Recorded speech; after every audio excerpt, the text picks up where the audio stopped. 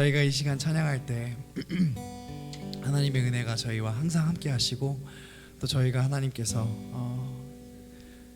가야 할 길을 저희가 가야 할 길을 하나님의 은혜 안에서 따라가고 쫓아갈 때 주님께서 매일같이 저희에게 힘을 주시고 용기를 주시고 저희가 이웃을 사랑할 수 있도록 그리고 믿지 않는 가족을 위해서 기도하고 사랑할 수 있도록 그리고 또 저희 주변에 있는 모든 사람들을 사랑으로 대하고 또 하나님의 마음으로 대할 수 있도록 힘을 주시길 믿고 바라옵니다. 저희가 이 시간 찬양할 때 주님의 영광을 바라며 또 하나님의 나라를 바라며 나아가기 원합니다. 찬양합시다.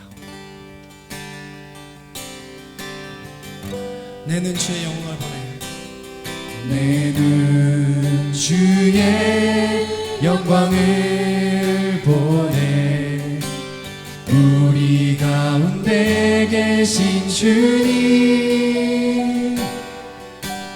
그 빛난 영광 온 하늘 덮고 그 찬송 온 땅 가득해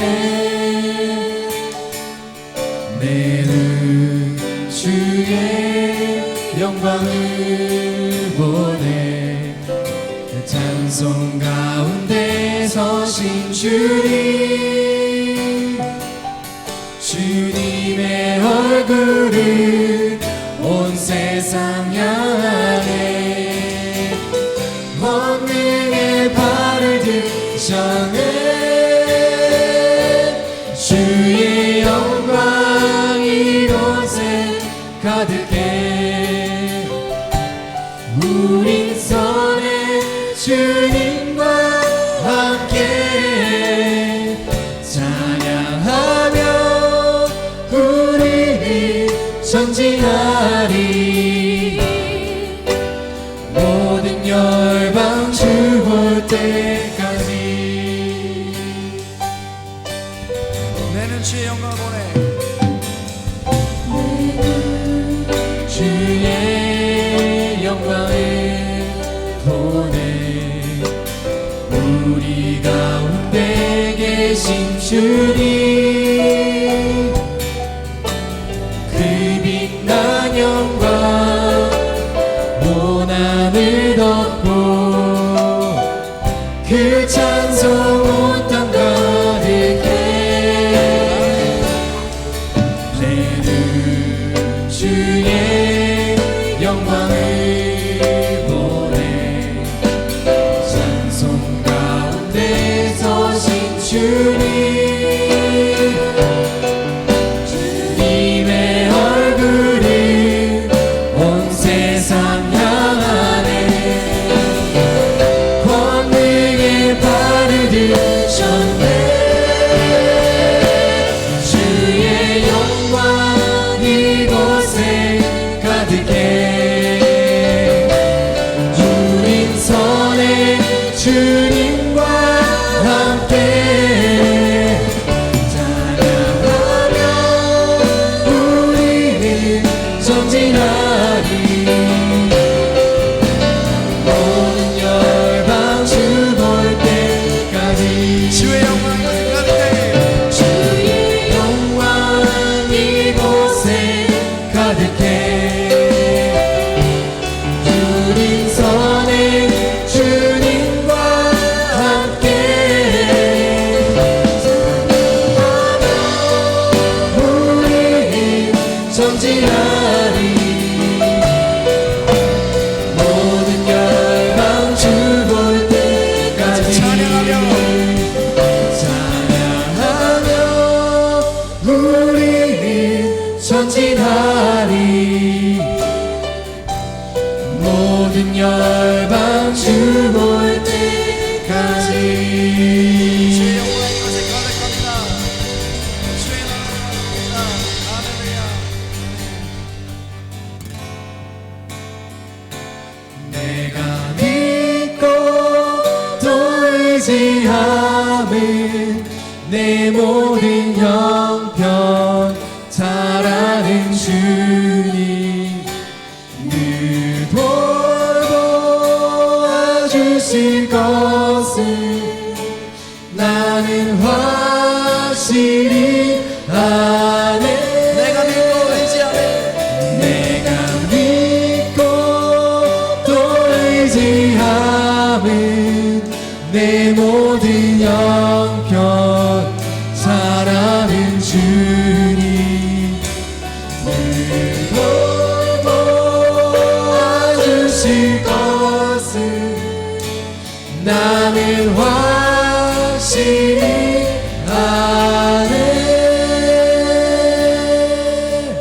같이 고백하겠습니다. 하나님의 은혜로 있을 때 없는 자 왜 구속하여 주는지 난 알 수 없도다. 내가 믿고 또 의지하는 내 모든 영광 하는 주님 늘 돌보아주실 것을 나는 확실히 아네.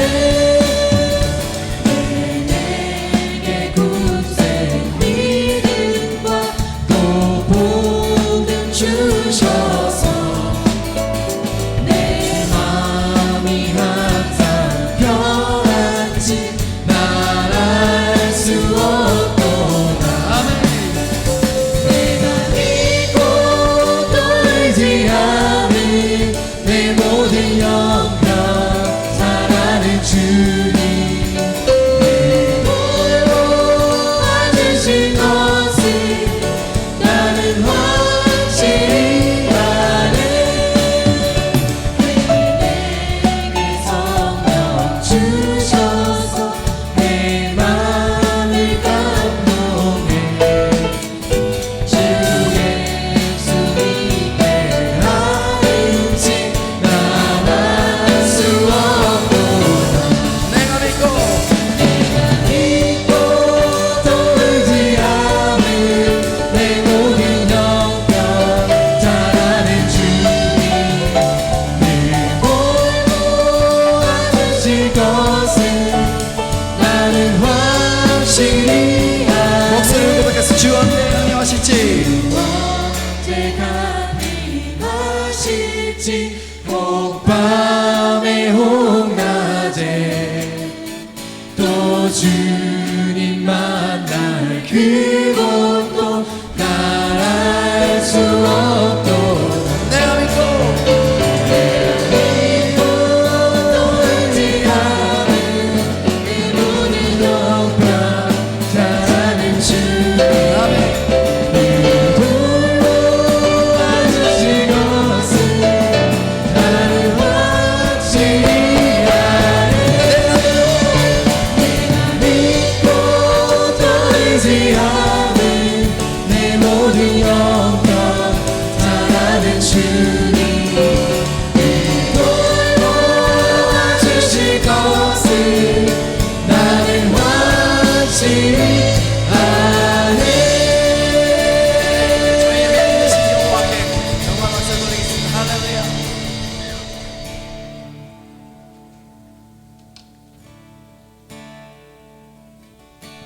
계속 찬양하겠습니다. 오른 길 따르라. 오른 길 따르라 의의 길을 세계 만민이 의의 길이 길 따라서 살 길을 온 세계에 전하세. 만 백성이 나갈 길 어둠 밤지라서 동진다. 환한 빛 보아라 저 빛. 주 예수의 나라 이 땅에 공행되어 오겠네. 주 예수 따르라 승리의 주. 승의 만민이 돌아가 길과 진리요 참 생명 내 잠깐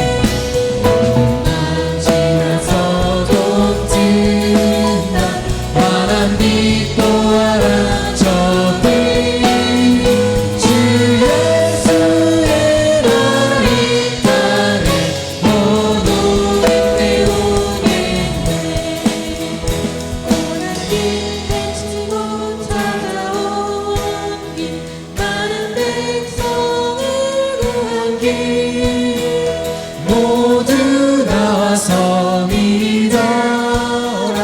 온 세상이 마침내 이 진리를 살겠네. 밤 지나서도 든다 파란 빛 또하라 저 빛. 주 예수의 나를 땅에 오겠네 오겠네. 어둠 밤 지나면 밤 지나서도 든다 파란 빛 또하라 저 빛.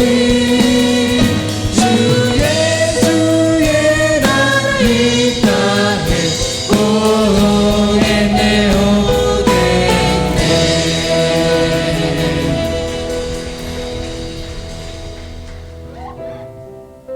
저희가 찬양한 것처럼 주 예수의 나라가 오기를, 주 예수의 나라를 바라며 저희가 나아가길 원합니다.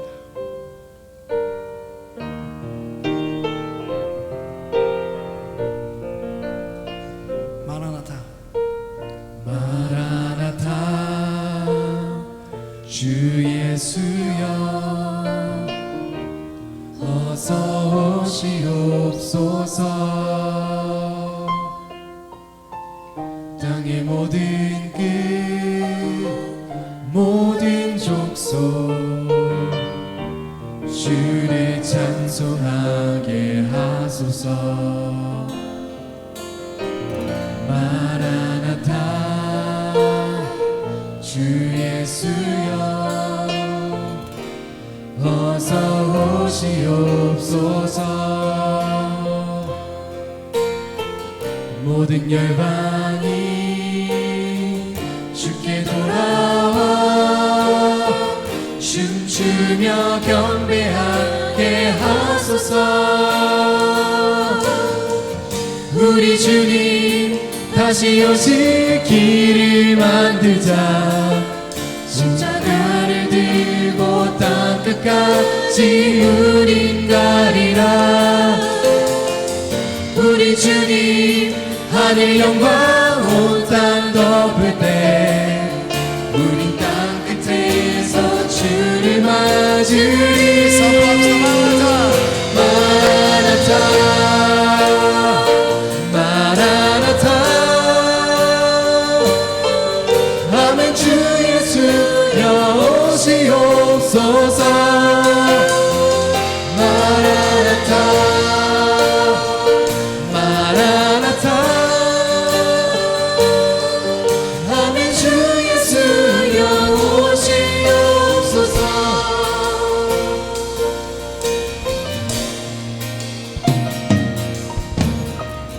마라나타 주 예수여 어서 오시옵소서. 땅의 모든 끝 모든 족속 주를 찬송하게 하소서. 마라나타 주 예수여 어서 오시옵소서. 모든 열방이 주께 돌아와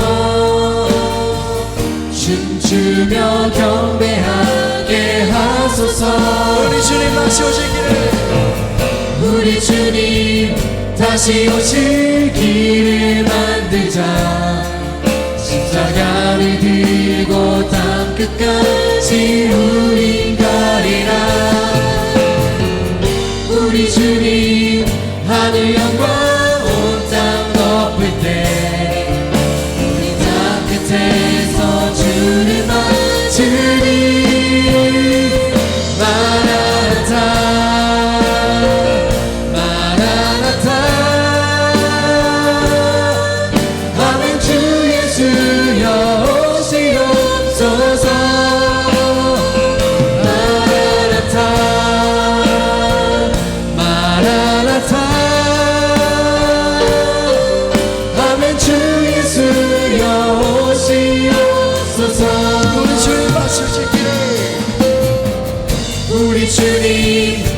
다시 오실 길을 만들자 십자가를 들고 땅 끝까지 우린 가리라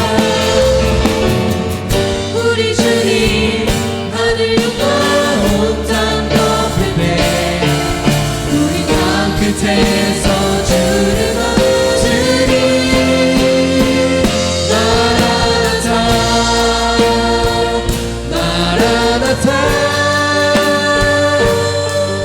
아멘 주 예수여 오시옵소서 마라나타 마라나타 아멘 주 예수여 오시옵소서 마라나타 마라나타 아멘 주 예수여 오시옵소서 마라나타 마라나타 아멘 주 예수여 오시옵소서 아멘 주 예수여 오시옵소서 아멘 주 예수여 오시옵소서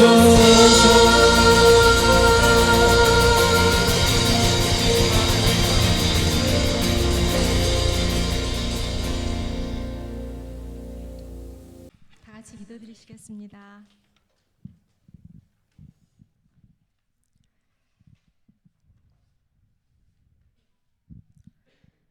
사랑의 하나님 아버지, 간절한 마음으로 이렇게 주님의 이름을 부를 때마다 우리에게 귀 기울여 주시며 우리의 기도에 응답해 주시는 참 좋으신 하나님께 이 시간 저의 마음과 정성을 모아 찬양과 경배를 올려드립니다.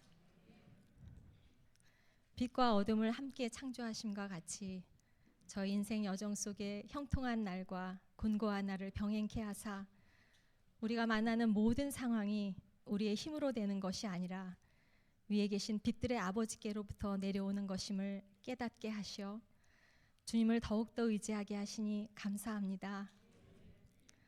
또한 저의 힘과 노력으로 해결되지 않는 간절한 기도 제목을 주심도 감사합니다.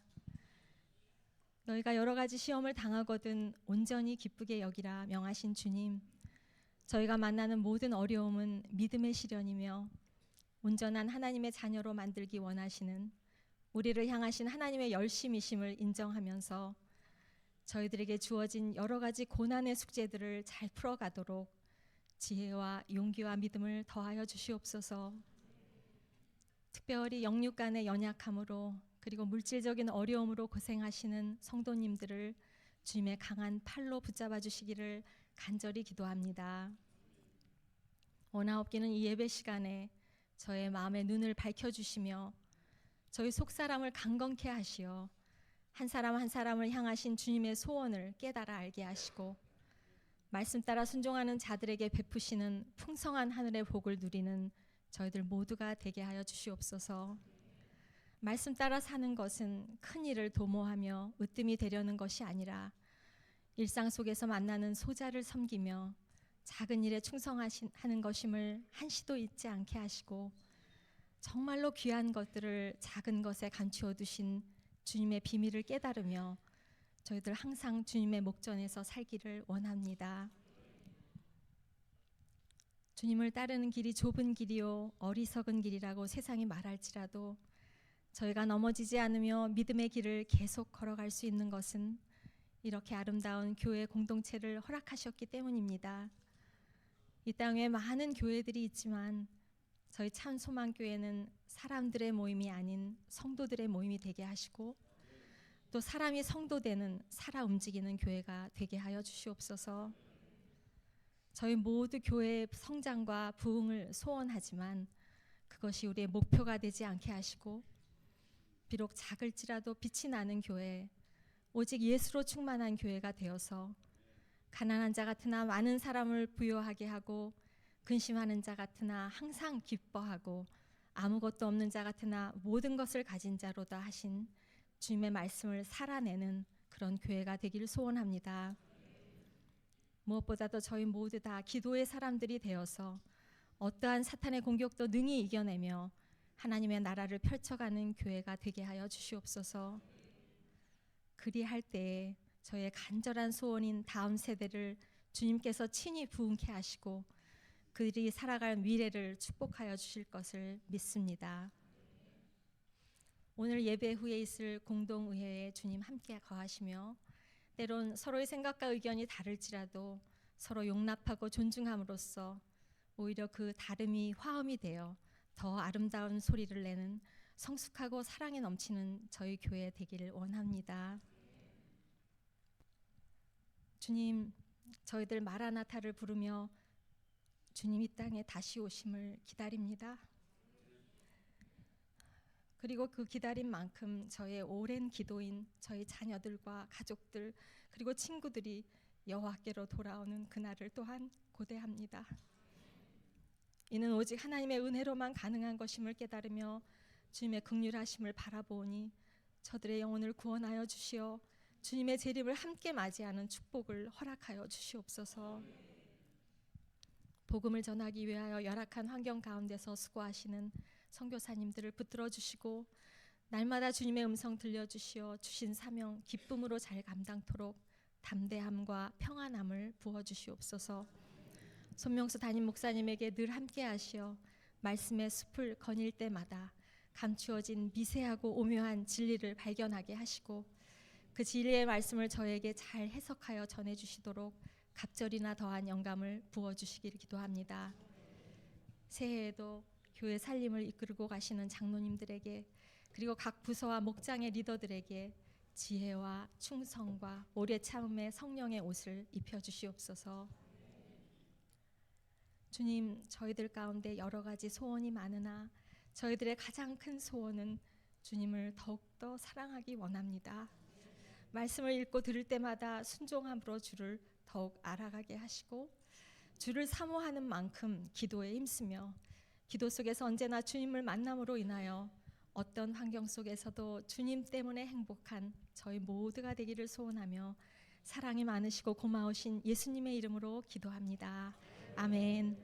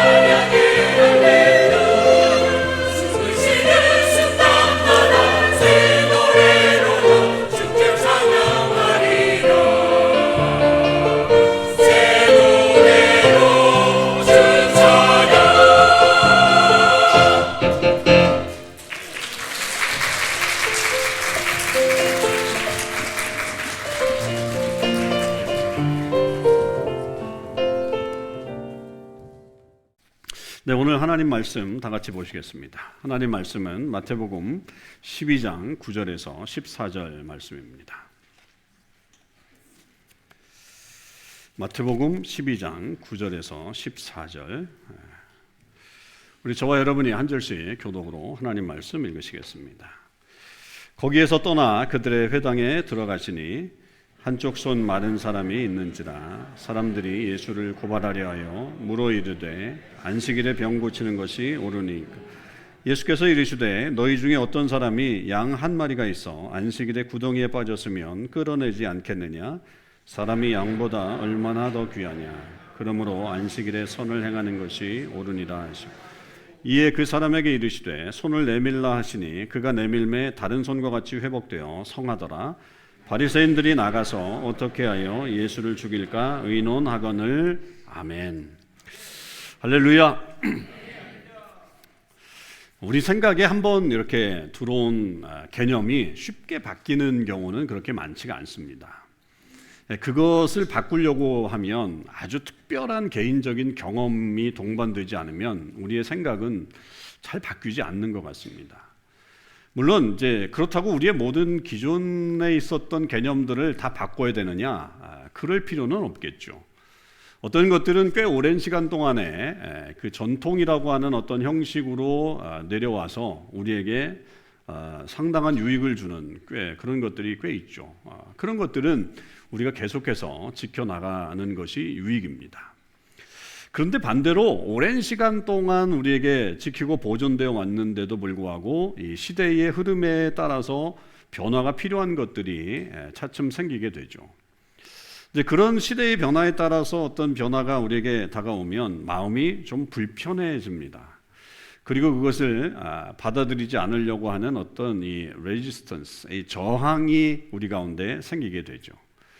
어떤 분들은 적극적으로 저항을 하는 분들이 있어요. 가령 뭐 데모를 한다든지 뭐 큰 소리를 낸다든지 발언권을 얻어서 하는 분들도 있고 또 소극적인 저항을 하는 분들도 있죠.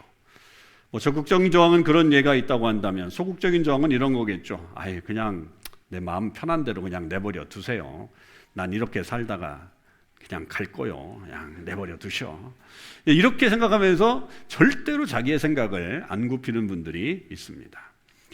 여러분, 그런 저항이 다 나쁘지는 않습니다. 왜냐하면 시대가 변한다고 다 변해야 되느냐? 그런 당위성은 없어요. 그렇게 돼야 되는 이유는 없어요. 어떤 것들은 시대의 흐름에 따르지 않고 자기만의 방식을 고수하면서 오히려 개인적으로 더 큰 유익을 얻는 분들이 있죠. 그래서 TV 프로그램에 보면 저 산속에 들어가서 혼자 사는 사람들, 아주 행복한 사람들이 있는 걸 보면 그런 걸 알죠. 남자들은 다 그걸 동경한다고 그러더라고요. 그렇게 뭐 그것도 자기들의 유익이 있으니까 시대의 뭐 흐름과는 전혀 무관하게 살아가는 거죠. 그런데 이 바뀌어야 함에도 불구하고 바뀌지 않는 경우가 생기는 게 문제가 될 때가 있습니다. 특히 어떤 행위가 원래의 목적과 다르게 나타나는 경우가 생기면 그건 분명히 바뀌어야 되는데 그게 내 마음에 불편을 주는 것 때문에 안 바꿀 때가 있고 또 그 마음에 불편함이 주고 시간이 오래되는 것 때문에 불편한데 그래도 바꿔야 된다라고 하는 거죠. 특히 우리 크리스천들은요, 여러분 그런 것에 대해서 굉장히 센서티브해야 됩니다. 민감해야 된다라고 하는 거죠. 그러니까 그리스도인들은 어떤 일을 하게 될 때 그것이 하나님의 뜻과 하나님의 진리에 맞는 일인지를 분명하게 우리는 파악을 해야 되고 만약에 그것이 그렇게 되지 않는 경우다라고 한다면 하나님의 뜻에 맞게끔 움직여야 되는, 빨리 적응해야 되는 어떤 탄력성이 그리스도인들에게는 있어야 하는 거죠. 자, 예수님은 당신의 생애 동안에 그런 것들을 제자들과 사람들에게 많이 보여주셨습니다. 많이 보여주셨어요. 예수님은 사람들이 하나님을 믿으면서 행하는 어떤 의식, 그 다음에 행동들에 대해서 그것을 보시고 저것이 하나님께서 원래 원하셨던 그 만드신 취지에 어긋난다라고 생각하면 예수님은 아주 과격한 변화를 요구하실 때가 많았습니다. 아주 레디컬한 그런 변화가 우리에게 필요했다고 말씀하시죠. 그런 내용들이 많이 나오는 그런 본문이 있는데요. 그게 이제 우리가 잘 아는 산상수훈이라고 하는 그런 곳에 가면 나옵니다. 거기에 예수님이 말씀하시는 어떤 그 형식, 이 형식이 있어요. 그 형식의 말씀을 보면 이렇게 되어 있어요. 옛사람에게 말한 바는 이러이러하다. 그러나 나는 너희에게 다음과 같이 이렇게 말한다 라고 하는 어떤 그런 형식이 많이 나오죠. 그러니까 이 말씀들은 뭐냐면 이스라엘 백성들이 생명처럼 지금까지 그 생명처럼 여기고 있었던 율법에 관한 내용들인데 예수님은 그것을 뒤집었어요. 뒤집어서 나는 이렇게 말한다 라고 그렇게 말씀하신 거죠. 그 중에 하나 예를 들어보면 마태복음 5장 21절과 22절의 말씀에 이렇게 되어 있어요. 옛사람에게 말한 바 살인하지 말라. 누구든지 살인하면 심판을 받게 되리라 하였다는 것을 너희가 들었으나 이것이 지금까지 내려오는 전통입니다. 그러나 나는 너희에게 이르노니 형제에게 노하는 자마다 심판을 받게 되고 화내는 자에게 심판을 받게 되고 형제를 대하여 라가라 하는 자, 라가라고 하는 건 뭐냐면 나가라는 뜻이 아니라 라가는 머리가 비었다 이런 뜻입니다. 그러니까 머리가 비었다라고 얘기하는 사람은 공회에 잡혀가고 또 형제에게 미련한 놈이라고 욕하는 사람은 지옥불에 떨어질 것이다. 이게 참 예수님의 이 윤리는 엄청난 걸 볼 수 있죠. 살인하지 말라라고 하는 것은 율법에 명백하게 기록되어 있는 하나님의 말씀이죠. 그리고 이스라엘 백성들은 살인을 안 하려고 굉장히 애를 썼다는 거예요. 애를 썼죠. 그런데 예수님은 이 살인이라는 게 네가 칼로 사람을 죽이는 게 아니라 문자적으로 그렇게 사람의 목숨을 취하는 게 아니라 형제에게 화를 내고 또 머리가 비었다고 욕을 하고 저주를 하고 이런 사람들까지도 포함되는 거다. 이게 살인이다라고 해석을 하시는 거죠. 사람들이 놀라지 않을 수가 없었던 그런 해석을 예수님이 하시는 거예요. 그리고선 예수님에 대해서 비난을 하는 거죠. 저 예수는 율법을 폐하러 온 거구나. 야, 우리가 지금까지 지키고 있었던 이 율법을 다 폐하는구나, 없애려고 하는구나 라고 하는 어떤 공격을 하게 됐습니다. 그때 예수님이 그들에게 이렇게 말씀하십니다. 마태복음 5장 17절 18절에 보면 내가 율법이나 선지자를 폐하러 온 줄로 생각하지 말라. 폐하러 온 것이 아니요 완전하게 하려 함이라.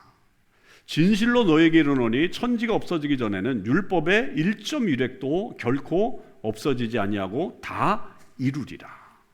이게 예수님이 말씀하시는 거예요. 그러니까 예수님께서 백성들에게 가르치시려고 했던 내용이 바로 그런 것들이라고 하는 거죠. 그러니까 지금까지 내려오고 있었던 이 하나님의 말씀을 내가 없애려고 폐하려고 한 게 아니라 오히려 그걸 더 잘 지키게 해서 하나님의 뜻을 완전하게 하기 위해서 내가 이 말을 하는 것이다 라고 말씀하신 거죠.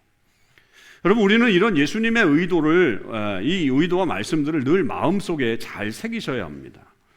우리는 하나님께서 우리에게 이것을 통해서 원하시는 뜻이 무엇인가를 늘 파악해야 돼요. 그리고 그 일을 해야 합니다. 그렇게 하면 우리의 모든 일들이 다 하나님에게 영광을 올리게 나타나게 되는데요. 비록 그것이 그렇게 행동할 때 사람들이 인정해주지 않는 결과가 나타날 수도 있다고 해도 여러분 그게 잘못된 일은 아니라고 하는 것을 생각해야 되고요. 혹은 사람들이 볼 때 야 그렇게 살면 실패하잖아 라고 하는 실패한 것처럼 보인다 할지라도 그건 결코 실패한 게 아니라 오히려 영적으로 성공을 거둔 삶이라고 하는 것을 우리는 받아들일 필요가 있다는 거죠. 자, 그것의 대표적인 예가 십자가입니다. 여러분, 십자가는 그야말로 실패의 대명사라고 해도 과언이 아니죠. 예수님은 메시아로 이 땅 가운데 오셨습니다. 여러분, 메시아가 어떤 존재입니까? 메시아는 영광스러운 모습으로 세상에 나타나야 합니다. 그리고 사람들에게 영광스러운 모습을 보여줘야 됩니다. 그런데 이 땅에 메시아로 오신 예수님은 영광스러운 모습으로 세상에 나타나지 않고 십자가에서 죽어버렸습니다. 죽었습니다. 실패로 마감된 것 같아요.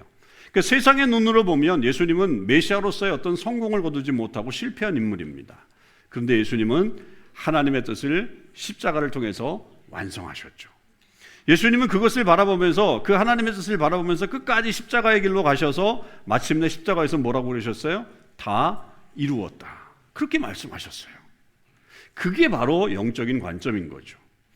여러분, 우리도 그런 예수님의 길을 따라가야 됩니다. 그리고 그분의 말씀에 귀를 기울이면서 우리의 길을 선택해 나가야 되죠. 그래서 우리가 어떻게 그 길을 선택해 나갈 수 있는가, 그 기준점 중에 하나를 오늘 좀 살펴보려고 하는 거예요. 자, 예수님은 많은 행동과 사역을 하셨는데 그 많은 행동과 사역은 즉각적이고 그 다음에 상황적으로 이루어지는 일들이 꽤 많았습니다만 가끔가다 예수님은 아주 의도된 커리큘럼을 가지고서 백성들을 가르치신 적도 꽤 많았습니다. 예수님이 다분히 의도적으로 그렇게 하신 경우가 있다는 거죠. 그 중 하나가 오늘 말씀에 나오는 이 안식일에 대한 가르침입니다. 자, 예수님이 어느 한 안식일에 회당에 들어가셨습니다. 여러분, 여기도 유대인의 회당이 있어요. 베들스테에 가보시면 쭉 시나고그가 있어요. 유대인의 회당에 들어가신 거예요. 거기에 이제 많은 사람들이 몰려왔고, 그 중에 이제 한 사람은 한쪽 손이 말라버린 사람이 그 자리에 있었습니다. 한쪽 손이 마비가 된 사람이라고 봐야 되겠죠. 그러니까 이 사람은 백그라운드로 지금 서 있지만 아주 주인공이 되고 있는 것은 모습을 보죠. 이 사람을 통해서 뭔가 일이 일어날 것처럼 준비되고 있습니다. 이때 사람들이 예수님에게 질문을 하기 시작했습니다. 이렇게 질문합니다. 안식일에 병 고치는 것이 옳습니까? 이렇게 질문을 하게 되죠. 사람들이 이렇게 질문을 한 것은 안식일에 대한 어떤 일반적인 질문일 수도 있어요. 왜냐하면 병 고치는 게 노동에 해당하는 거니까. 그러니까 그렇게 옳은 것입니까? 라고 질문할 수도 있지만, 일반적인 질문일 수도 있지만, 그러나 지금 이 한쪽 손 마른 사람이 온 것을 보고 예수님이 그것을 고칠 것 같은 느낌이 드니까 아마 그런 질문을 했을 수도 있겠다 싶습니다. 예수님은 그 질문에 대해서 바로 대답을 하지 않으시고 오히려 거꾸로 그들에게 역으로 질문을 던지시죠. 이게 예수님의 대화법 중에 하나였죠. 너희 중에 어떤 사람이 양 한 마리가 있는데 그 양이 안식일에 구덩이에 빠졌다면 너희들은 끌어내지 않겠느냐. 그렇게 오히려 역으로 질문을 하시죠. 여러분, 이 질문은 답을 피할 수 없는 질문입니다. 무슨 말이냐면 오답이 나올 수 없는 질문이라는 거죠. 이건 무조건 예라고 대답을 할 수밖에 없습니다. 이스라엘 백성들에게 안식일은 목숨과도 같은 그런 날입니다. 안식일을 어긴다? 말이 안 되는 이야기입니다. 율법 전체를 어기는 것으로 여기기 때문에 하나님의 심판을 받는다라고 하는 철저한 안식일 준수 정신을 가지고 있었습니다. 그래서 유대인들은 안식일을 철저하게 지키기 위해서 그들이 나름대로 39가지 하지 말아야 될 법을 만들었어요. 39가지나 돼요. 그 중에 몇 개를 제가 예를 들어보면, 안식일에는 바느질을 하지 말라 그랬어요. 안식일에는 반죽도 하지 말라. 당연히 반죽을 안 하니까 이제 빵을 굽지 않는 것도 포함되죠. 심지어 여러분, 불을 켜는 거, 불을 끄는 것도 안식일에는 안 돼요. 망치질 하는 것도 안 됩니다. 심지어 뭐가 있냐면 두 글자, two words로 되어 있는, 두 글자로 되어 있는 쓰는 거 안 돼요. 그거를 쓰기 위해서 두 글자를 지우는 것도 안 돼요. 이게 안식일 법이에요. 이게 뭐 희한한 법이 다 있더라고요. 저도 다시 이렇게 보니까 이런 법이 다 있더라고요. 이 금욕주의자들인 에세네파라는 유대인들이 있었어요. 이게 광야에서 금식하면서 살았던 사람들은 더 엄격하게 안식일을 지켰어요. 이들이 행하는 그 안식일 법 중에 하나는 마실 물을 길어와서 항아리에다 부어서는 안 돼요. 그 다음에 집안 청소 하면 안 돼요. 너무 행복하죠. 집안 청소 하지 않으면 돼. 그 다음에 아이를 안아주거나 업어줘서도 안 돼요. 이게 안식일법이었어요. 에세네파들은. 그러니까 이 열정적으로 이 안식일을 지키기 위해서 얼마나 애를 쓰는가 하는 유대인들의 모습을 봅니다. 여러분 병원에 가시면 여기 저널 하스피털을 가보시면 되고 마운트 사이나이도 가보시면 되지만, 여러분 그 엘리베이터가 여러 개가 있잖아요. 그 중에 하나는 무슨 엘리베이터인지 아세요? 안식일 엘리베이터입니다. 세베스 엘리베이터. 그걸 아십니까? 그게 왜 있냐 하면 유대인들이 안식일에 노동을 하면 안 되니까 세베스 엘리베이터를 만든 거예요. 이거는 모든 층에 다 서요. 자동적으로. 왜냐하면 이 버튼을 누르는 것도 노동이니까. 뭘 그러고 계십니까? 있어요. 여기 놀스역 제너럴 하스피털에 가도 있어요. 그 중간 게 그 안식일 엘리베이터예요. 여러분, 그렇게 철저하게 지킵니다. 제가 밑에서 설교했더니 우리 청년 중에 하나가, 목사님, 우리 냉장고에 세베스 모드가 있어요. 자기 냉장고에. 그래서 뭔가 이렇게 봤더니 진짜 있더라고요. 요즘 냉장고에는 안식일 모드가 있더라고요. 그래서 그걸 어떻게 하는 거냐 그랬더니 그건 잘 모르겠는데 한 번도 안 해봤어요 그러더라고요. 그래서 제 느낌은 아마 해보라고 그랬는데 내 느낌은 그걸 누르면 자동으로 문이 열리지 않을까, 안식일에. 근데 LG 냉장고인데 그런 게 있더라고요. 여러분 냉장고에도 혹시 그런 게 있는지 확인해 보시고 저한테 알려주시면 새로운 예화를 하나 좀 써보겠습니다. 그런 게 있더라고요. 오늘 처음 봤어요 저도. 그러니까 그런 유대인들이에요. 그런 유대인들에게 예수님은 그들이 빠져나갈 수 없는 질문을 던져버리신 거죠. 야, 너희들 양이 있는데 그 양이 구덩이에 빠졌어. 건질 거야, 안 건질 거야? 건지지 않느냐.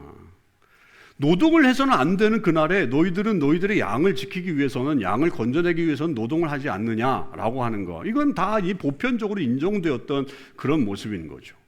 그렇게 말하신 다음에 예수님은 한쪽 손 마른 사람에게 가셔서 그 사람에게 손을 내밀라 말씀하셔서 그 손을 고쳐주셨습니다. 예수님이 그 사람의 손을 고쳐주시면서 하신 말씀이 여러분 12절에 나와 있는데 굉장히 우리가 조심해서 봐야 되죠. 주의해서 봐야 됩니다. 그게 뭐냐면 사람이 양보다 얼마나 귀하냐. 그러므로 안식일에 선을 행하는 것이 옳으니라. 그렇게 말씀하셨어요. 그러니까 예수님은 유대인들이 안식일에 구덩이에 빠진 양을 건지는 것을 일종의 선한 행위로 보신 거예요. 좋다. 야, 나는 너희들이 안식일법을 어겼다고 보지 않는다. 참 좋은 일이다. 선한 일이다. 이렇게 보신 거예요. 용납해 주신 거예요.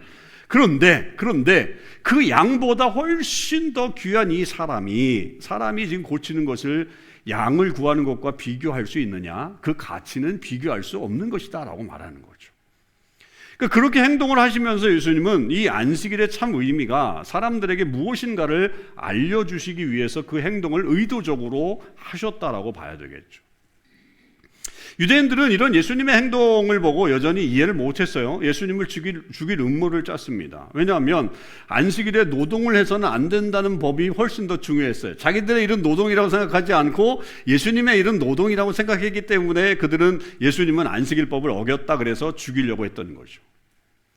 그러니까 그들 생각에는 한쪽 손 마른 사람을 고치는 것은 자기 양떼를 구덩이에서 건져내는 것보다 덜 급한 일이라고 본 거예요. 그거 꼭 안식일에 안 해도 된다는 거죠. 왜냐하면 안식일에 그 사람을 안 고쳐도 그 사람은 안 죽는다는 거죠. 내일 고치면 되는 거지. 그걸 왜 굳이 안식일에 고치냐라고 하는 생각이 든 거죠. 그래서 예수님을 죽이려고 한 거예요. 안식일법을 어겼다고. 자, 여러분의 생각은 어떠십니까? 자, 여러분의 생각을 한번 점검해 보시죠. 유대인들이 이해가 되십니까? 아니면 예수님의 말씀이 옳다고 생각하십니까? 우리는 당연히 예수님을 믿는 사람들이기 때문에 예수님의 말씀이 옳다고 인정하고 있지만 실제로 우리들의 신앙생활의 많은 부분에 있어서는 예수님의 말씀이 아니라 유대인들처럼 생각하고 반응하는 경우들이 많이 있다는 거예요. 우리는 예수님처럼 하는 것을 오히려 부담스럽게 여기고 이 유대인들처럼 반응할 때가 많다는 거죠. 저는 오늘 이 말씀이 예수님이 이 행동이 하나님 나라를 위한 사역이라고 하는 것으로 저는 표현하고 싶어요. 예수님이 이 행동은 사역을 하신 것이다 라고 표현하고 싶은 거예요. 그리고 우리도 역시 그런 예수님처럼 하나님 나라를 위해서 올바른 사역을 해야 된다라고 그렇게 생각합니다. 여러분, 우리 모두는 하나님 나라를 위한 사역자임을 믿으시기 바랍니다. 우리는 다 사역자예요. 우리는 미니스터예요, 다. 에베소서에서 사도 바울이 우리에게 분명하게 이렇게 말했어요. 에베소서 4장 11절 12절에 보면 그가 어떤 사람은 사도로, 어떤 사람은 선지자로, 어떤 사람은 복음 전하는 자로, 어떤 사람은 목사와 교사로 삼으셨으니 이는 성도를 온전하게 하여 봉사의 일을 하게 하며 그리스도의 몸을 세우려 하심이라. 이렇게 우리에게 말했죠. 자, 여기에 분명하게 나오는 것은 직분자들을 말하는 거예요. 사도, 선지자, 복음 전하는 자, 목사, 교사, 이런 것들은 복음 전, 이 어떤 직분, 교회 안에 있는 직분들을 분명히 말하는 것입니다. 그래서 이 말씀을 보면서 아, 그래, 교회 일은 직분자들이 하는 거지, 그 일부의 사람들에게 해당하는 사역이라고 생각할 수 있었죠. 그래서 많은 그리스도인들이 나는 그런 직분은 없기 때문에 그냥 뭐 그런 직분을 맡지 않았기 때문에 적극적으로 안 해도 되는 거야 라고 말하면서 사역의 자리가 있으면 발을 빼게 되는 그런 일들이 나타나게 됩니다. 물론 분명합니다. 이 말씀에 나와 있는 것은 교회 안에 특별하게 주어진 어떤 직분을 말할 수 있어요. 언급하는 것이 사실입니다. 그러나 어떤 직분이든지 간에 원칙은 분명합니다. 성도를 온전하게 하고 봉사의 일을 하게 해서 그리스도의 몸을 세우는 것이 그 목적입니다. 이게 그 목적이에요. 자, 이게 교회의 일을 하는 것의 그런 목적인데, 그런데 사도 바울은 이 말을 한 다음에 13절에서 바로 이어서 이렇게 얘기를 해요. 우리가 다, 그러니까 처음에 직분자들 얘기한 다음에 그 다음에 우리가 다 하나님의 아들을 믿는 것과 아는 일에 하나가 되어 온전한 사람을 이루어 그리스도의 장성한 분량이 충만한 데까지 이르러야 합니다. 이렇게 얘기를 해요. 그리고서 16절에 조금 내려가서 16절에 마지막 결론으로 이렇게 얘기해서 그에게서 예수님에게서 온몸이 각 마디를 통하여 도움을 받음으로 연결되고 결합되어 각 지체의 분량대로 역사하여 그 몸을 자라게 하며 사랑 안에서 스스로 세워가느니라. 그렇게 말씀하셨어요. 자, 여기서 그리스도의 몸을 세우기 위해서 우리 모두가 그리스도를 본받아 살아야 된다. 그리스도의 장성한 분량이 충만한 데까지 이르러야 된다라고 하는 말은 그리스도를 본받아 살아야 된다라고 하는 말로 바꿀 수 있고, 그래서 머리가 되신 그리스도로 연결된 우리의 모든 이 지체가 서로 연결되고 결합되어서 그리스도의 온전한 몸을 세우는 일을 해야 된다라고 이렇게 우리에게 말하고 있죠.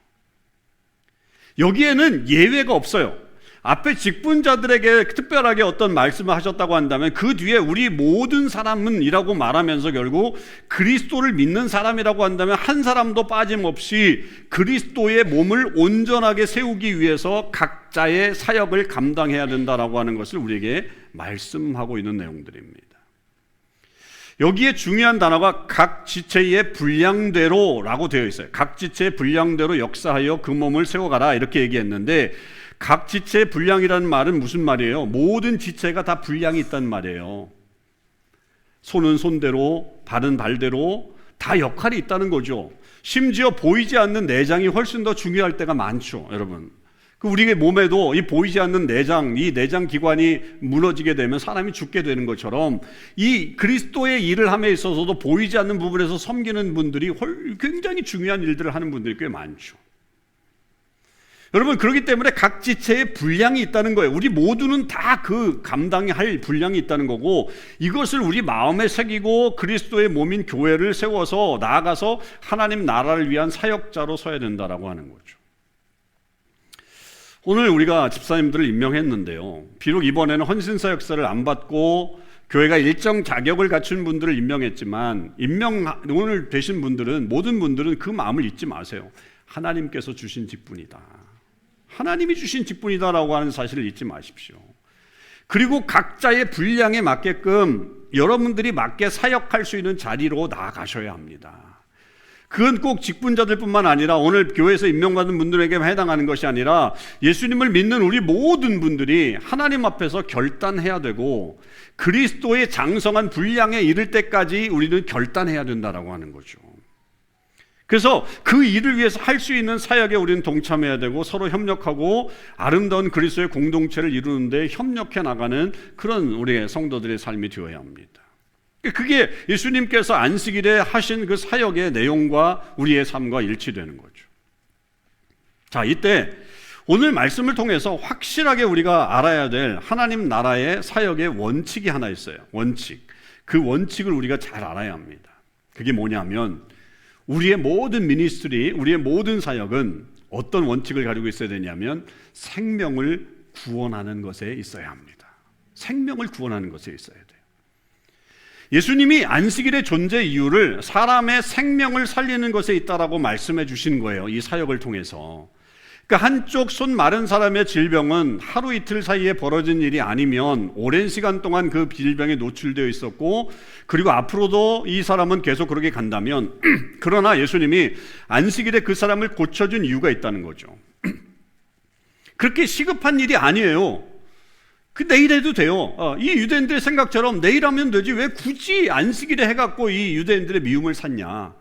시급한 일이 아님에도 불구하고 예수님이 그 일을 행하신 것은 그 사람의 생명을 구하는 일이, 그 생명을 살리는 일이 안식일에 가장 합당한 일이기 때문에 그 일을 행하신 거예요. 안식일에 가장 합당한 일이기 때문에 하신 거지 일부러 그렇게 하신 게 아니라는 거죠. 여러분, 하나님이 안식일을 지정했을 때는 두 가지 이유가 있었던 것을 우리는 구약을 통해서 보죠. 하나는 창세기에 나와 있죠. 창세기에서 이 안식일의 의미를 찾게 나오는데, 하나님이 안식일을 어떻게 제정하셨어요? 하나님이 천지를 엿새 동안 창조하셨고, 그리고 마지막 7일째 쉬셨어요. 그게 이제 안식일의 기원이 되죠. 그 창조 사역을 다 하신 하나님께서 마지막 날은 쉬셨단 말이에요. 그래서 우리에게도 역시 이 쉼을 강조하시기 위해서 이 안식일을 제정해 주신 건데, 그 안식일이야말로 우리의 모든 노동을 멈추고 쉬라고 하신 그런 의미로 주어 주신 거죠. 그게 창세기의 의미입니다.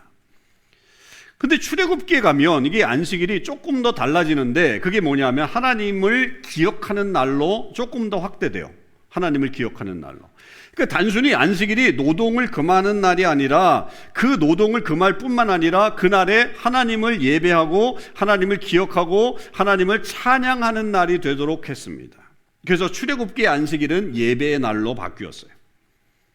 결국 창세기와 출애굽기의 이 내용들을 우리가 종합해 보면 안식일이라는 건 뭐냐면 우리의 일을 우선 쉬는 거예요. 쉬고서 그냥 단순히 쉬고 퍼지는 게 아니라 하나님께 진정한 예배와 찬양을 드리는 날로 이렇게 확정된 거죠. 그래서 그 안식일이 이제 신약에 와서는 이제 주일로 많은 개념들이 가지고 오지만 날짜가 바뀌면서 우리가 이 주일에 그 안식일 개념을 가지고 와서 하나님 앞에 예배하고 있잖아요. 자, 그렇게 왜 예배를 강조하셨냐 하면 그 예배하는 게 바로 우리가 살 수 있는 길이고 우리가 은혜 받을 수 있는 길이기 때문에 그렇게 얘기하시는 거예요. 여러분, 우리가 하나님을 예배할 때 하나님은 우리의 예배를 받으십니다. 아멘. 받으세요. 그리고 우리에게 복을 내려 주십니다. 이 예배가 그렇게 중요한 거예요. 결국 안식일은 하나님을 위한 날이기도 하지만, 하나님께 예배하는 날이어서 예배하는 날이기도 하지만 결국 그것은 우리 자신을 위한 날이기도 하는 거예요.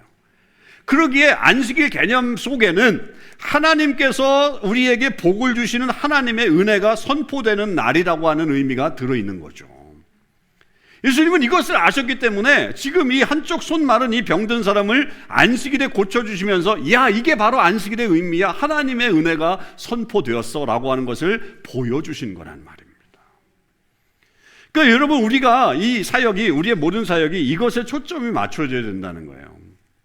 우리가 하는 하나님의 일들, 우리가 일을 하는 것은 무엇보다도 하나님을 영광스럽게 하는 데 목적이 있고, 우리의 섬김과 봉사를 통해서 우리는 하나님을 찬양하고 그리스도의 몸을 세워가는 일을 하게 되는 거죠. 하나님이 이 땅에 교회를 세우신 이유는, 왜 교회를 세우셨느냐라고 하면, 이 교회를 세우신 이유는 이 교회를 통해서 이 땅에 온전한 하나님의 나라의 모습을 보여주시길 원하신 거예요. 이 세상에, 이 타락한 세상에 하나님의 나라가 어떤 모습인지를 보여주시기 위해서 교회를 세우신 거라고요. 그러니까 하나님을 믿지 않는 사람들이 교회를 보면서, 아, 나도 하나님을 좀 알고 싶네, 나도 하나님을 좀 믿을 수 있었으면 좋겠네 라고 하는 그런 도구로 교회를 이 땅에 세우시는 거라는 거죠. 그리고 그 교회의 나옴으로 인해서 영원한 천국에 들어갈 수 있는 통로가 되게 하시도록 교회를 세우신 거예요. 이게 교회에 세우신 목적이라고 봐야 돼요. 그런 위대한 목적을 안다면, 우리가 이 교회를 향한 하나님의 그런 위대한 목적을 안다면, 여러분, 우리는 우리의 섬김을 통해서 사람들을 사랑하고 그 사람들을 하나님께로 나아오도록 해줘야 되는 거죠.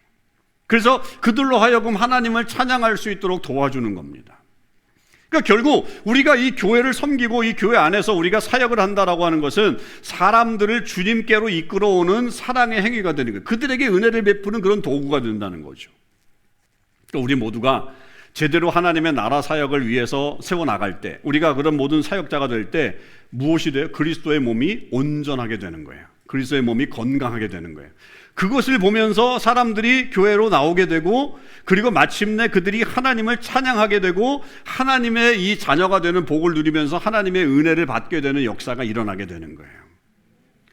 그러니까 여러분, 이런 사실을 알고 우리가 섬겨야 되는 거예요. 맨날 교회에서 섬기라고 그러고 봉사하라고 그러면, 아유, 힘든데 뭐 또 교회까지 와서 섬기라고 그래.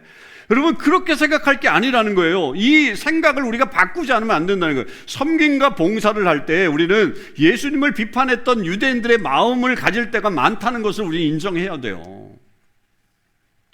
그들은 안식일에 자기 양떼를 위해서는, 안식일에 구덩이를 위해서 구덩이에 빠진 그 양을 구하는 노동은 아무렇지도 않게 생각한 거예요. 그건 노동 아니라고 생각한 거예요. 그런데 막상 병든 사람이 안식일에 이 회당에 와 있는 그 사람에게는 아무런 조치도 취하지 않아요. 그거 고치는 거 노동이야 라고만 생각하는 거죠. 그를 불쌍히 여기지도 않아요. 무슨 얘기냐? 우리가 섬김을 할 때, 우리가 섬김의 사역을 할 때, 여러분, 아, 저걸 통해서 내가 뭐가 유익이 있지? 내가 유익이 없으면 뭐하러 내가 저 일을 하지? 라고 하는 생각이 먼저 들어오면 안 된다는 거예요.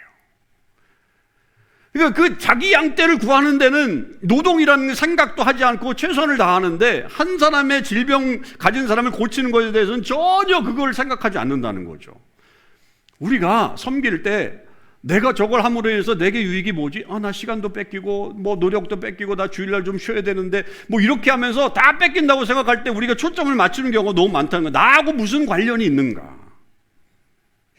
그러니까 이 사역을 함으로 인해서 내게 주어지는 유익만을 생각한다는 말이죠. 다른 사람들의 유익이나 다른 사람들의 어떤 영혼의 그런 새로운 것들, 이런 것들에 대해서 배제될 때가 많다는 겁니다. 여러분, 그러면 진정한 사역이나 봉사는 이루어지지 않아요. 우리의 사역을 통해, 내가 지금 이 섬김 하나를 통해 내가 예배 전에 봉사하는 거, 안내하는 거, 그리고 이런 어떤 뭐 보이지 않는 곳에서 섬기는 이런 것들이 한 영혼이 살아나고, 그 영혼이 살아남으로 말미암아 주님의 몸이 온전해지고 그 온전해지는 소망을 갖는 거예요. 그러면 우리의 사역이 엄청난 능력을 갖게 되는 거죠. 여러분 모두가 그런 마음을 가지고 사역에 동참할 수 있게 되기를 바랍니다. 나아가서 그 사역을 통해서 하나님이 영광을 받으시고, 무엇보다도 이제 영혼들이 이런 교회가 있구나, 이런 공동체가 있구나 라고 하는 것을 보면서 그들이 구원받는 일들이 나타나게 되는 거죠. 우리 교회는 이제 새로운 역사를 쓰는 교회가 되어야 합니다. 새로운 역사를 써야 돼요. 그러기 위해서는 기존에 우리가 가지고 있었던 이 교회 개념과 섬김의 개념, 우리가 무슨 뭐 뼈 빠지게 뭐 이렇게 봉사해야 되는 것만으로 여러분 우리가 생각하지 말고 우리의 직분과 이 사역에 대한 생각을 좀 바꾸시라는 말씀이에요. 우리가 세울 이 교회가 이 땅에 하나님의 영광을 나타내는 교회가 되고, 또 그것으로 말미암아 그리스도의 온전한 몸이 세워지고, 또 사람들이 구원받는 일들이 일어나는 그런 감당하는 일이다라고 하는 것에 인식을 갖자는 거죠. 내 하나 작은 섬김이 결국 그 모든 직분이 그 일을 만드는 최고의 직분과 그런 일들이 될 수 있다는 것을 우리 마음속에 새기고 나아가자는 겁니다. 그래서 그 일을 최고로 만들 때 우리는 아름다운 공동체를 만들 수 있고, 또 나아가서 정말 하나님께서 이 땅 가운데 세우시는 교회의 모습을 가질 수 있습니다. 여러분 모두가 이 일에 동참하실 수 있길 바라요. 일부만 일하는 교회는 이제는 아닙니다. 모두가 다 그리스도의 장성한 분량이 충만한 데까지 이르게 돼서 그리스도의 몸을 완전하게 세우는 그런 역사가 있기를 바라고, 또 이렇게 이 사역이 하나님께 초점이 맞춰지고 우리에게 유익이 돼서 하나님의 나라가 우리 교회를 통해 이 땅에 펼쳐지는 아름다운 일들이 일어나기를 주님의 이름으로 축원합니다. 기도하겠습니다. 이 시간 우리가 하나님 앞에 좀 기도하죠. 여러분, 그렇습니다. 교회는 내가 구경꾼으로 오는 곳이 아닙니다. 여러분 모두가 하나님 그리스도의 몸을 온전히 세우는 곳에 서 있습니다. 여러분은 각 그리스도를 머리로 하고 각 지체의 분량대로 서 있는 사람들입니다. 나는 팔을 담당하고 나는 다리를 감당하고, 어떤 사람은 보이지 않는 곳에서 저 구석에 있는 내장 기관에 해당하는 그런 일들을 감당할 수도 있습니다. 그런데 여러분, 그 내장 기관 하나가 무너지면 사람은 죽습니다. 그리스도의 교회도 마찬가지입니다. 여러분, 한 사람이 그렇게 일을 안 하고 있으면, 한 사람이 그냥 아무 생각 없이 살아가면 그 기관은 죽는 거예요. 그리스도의 몸이에요. 우리는 각 지체의 분량이 있습니다. 한 영혼을 살릴 수 있는 길은 우리가 온전해지는 길입니다. 여러분, 우리가 하나님께 주신 은혜를 우리 교회를 통해 나타낼 수 있게 되어야 합니다. 그러려면 우리 모두 각자가 다 그런 마음으로 나아가야 합니다. 섬김은 여러분의 시간을 뺏는 게 아닙니다. 여러분이 사역하는 것은 여러분의 시간을 낭비하는 게 아닙니다. 그것은 하나님을 위해서 우리가 섬길 때 교회가 온전해지는 것이요, 그리고 한 생명을 살려서 그 영혼을 천국 가게 만드는 도구가 된다는 사실을 잊지 마십시오. 그것을 우리가 인식할 때 우리의 이 섬기는 자세가 달라집니다. 유대인들은 자기 양떼를 위해서는 노동을 노동이라고 생각하지 않았습니다. 유대의 그 율법이 그건 괜찮다고 생각한 거예요. 그런데 한 영혼을 구하는 데 있어서는 그걸 노동이라고 생각하고 예수님을 질타했습니다. 우리 마음속에 그런 것은 없나요? 여러분에게 유익이 없다고 당장 이게 내 시간 뺏기고 다 뭐 하는 일 없이 이렇게 지내는 것처럼 여겨져서 여러분들 발을 뒤로 빼고 계시진 않습니까? 영혼을 구하는 일에 우리가 함께 나서십시다. 이게 하나님 나라의 사역의 원칙입니다. 한 영혼을 구하는 것. 그 일은 여러분에게 맡겨진 사명을 감당하는 겁니다. 그 일이 그런 생명을 건질 수 있습니다. 하나님 앞에 고백합시다. 하나님, 그렇습니다. 이제 그 사역에 동참하길 원합니다. 저도 사역자입니다. 하나님, 이 사역자로 섰사오니 하나님, 제 역할의 분량을 잘 감당하는 제가 되게 하시고, 하나님, 공동체를 세워서 이 땅 가운데 죽어가는 영혼들을 살리고 저들에게 은혜를 끼칠 수 있는 우리 공동체, 또 우리의 모습이 될 수 있게 해달라고 우리 다 같이 소리내서 하나님 앞에 통성으로 기도하시겠습니다.